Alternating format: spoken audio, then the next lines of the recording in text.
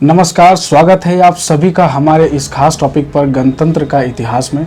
मैं हूं आपके साथ प्रशांत। आज हम सभी 72वां गणतंत्र दिवस मना रहे हैं। आज ही के दिन भारत के पहले राष्ट्रपति डॉक्टर राजेंद्र प्रसाद ने 21 तोपों की सलामी के बाद भारतीय राष्ट्र ध्वज को फहराकर गणतंत्र के ऐतिहासिक जंग की घोषणा की। जिस भारत में स्वतंत्रता की सांस ले रहे हैं, उसकी नींव भारत के वीर सपूतों ने रखी है, जिसमें भगत सिंह, सुखदेव, चंद्रशेखर आजाद और सुभाष चंद्र बोस जैसे अनेक शहीदों के नाम शामिल हैं। वो वीर अपनी मां के गोद सोनी कर भारत मां को गुलामी के जंजीरों से आजाद कराने के लिए हंसते हंसते अपने प्राणों की बलिदान दे दिया। आज इस वीडियो में मैं आपको बताऊंगा गणतंत्र दिवस से जुड़ी कुछ अनकही बातें, साथ ही बताएंगे आखिर 26 जनवरी को ही क्यों चुना गया गणतंत्र दिवस के रूप में। आइए जानते हैं।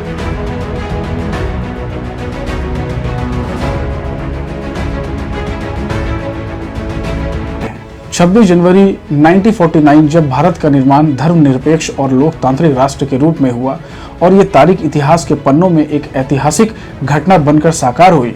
इतिहास के पन्नों को पलटा जाए तो इसमें कुछ ऐसी यादें बसी है जिन्हें भुलाया नहीं जा सकता, और उन्हीं में से याद है 31 दिसंबर 1929, वो रात जब भारतीय राष्ट्रीय कांग्रेस के लाहौर सत्र के दौरान राष्ट्र को स्वतंत्र बनाने की पहल की गई थी।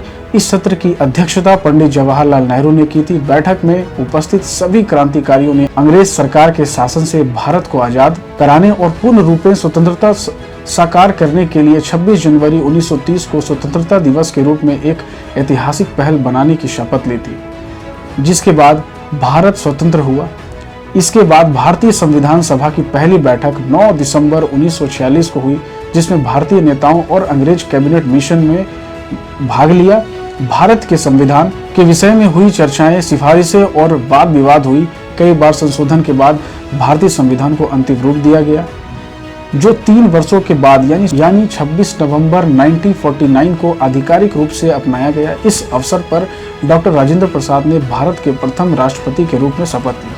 हालांकि भारत 15 अगस्त 1947 को एक स्वतंत्र राष्ट्र बन चुका था, लेकिन इस स्वतंत्रता की सच्ची भावना को प्रकट किया 26 जनवरी 1950 को, जब भारत ने पहला गणतंत्र दिवस मनाया और डॉक्टर राजेंद्र प्रसाद ने इरविन स्टेडियम जाकर राष्ट्र ध्वज फहराया और फिर पहली परेड हुई। इस तरह गणतंत्र के रूप में भारतीय संविधान प्रभावित हुआ।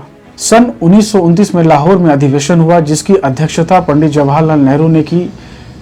इसने ये प्रस्ताव पारित किया कि अगर अंग्रेज सरकार 26 जनवरी 1930 तक भारत का डोमिनियन स्टेटस या पूरी आज़ादी या कई अहम अधिकार नहीं देगी तो भारत खुद को पूर्ण रूप से स्वतंत्र घोषित कर देगी, जिस मांग को अंग्रेजी सरकार ने नहीं माना।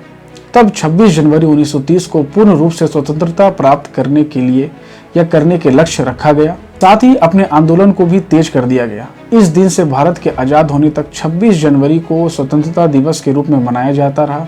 क्योंकि हमें अंग्रेजों से आज़ादी 15 अगस्त 1947 को मिली, इसलिए इसे ही स्वतंत्रता दिवस के रूप में स्वीकार किया गया।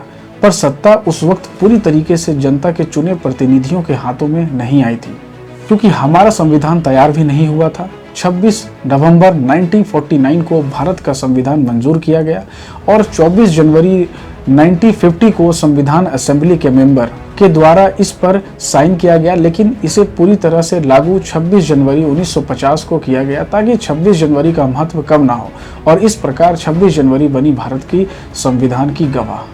इस दिन हर भारतीय को ये प्रण करना चाहिए कि वो अपने देश संविधान की सुरक्षा करेगा, देश की समरसता और शांति को बनाए रखेगा, साथ ही देश के विकास में सहयोग करेगा।